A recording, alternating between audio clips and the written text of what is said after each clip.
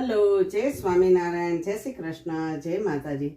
आज बधाने रामनवमी हरिजयंती शुभकामना। जय स्वामीनारायण।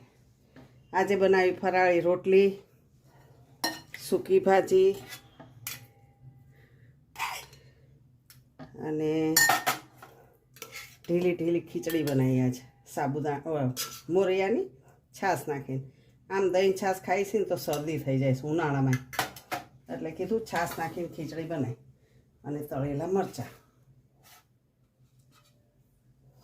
અને આજે કાળુપુર મંદિર ગયા હતા એટલે માર્કેટમાંથી લેતા આવ્યા આખી કેરી મળી ગઈ તો સારું થયું। 5 કિલો ઓર્ડર બહુ આવ્યા છે એટલે મેં કીધું હાલો મળી ગઈ ને એ કામ થઈ ગયું।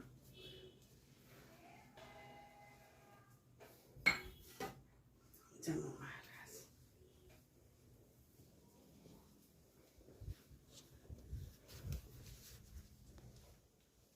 જમો મારા વાલા। મહારાજને હેપી બર્થડે ટુ યુ। મહારાજ જમજો બાપા, રાજી રહેજો, જલપાન કરો।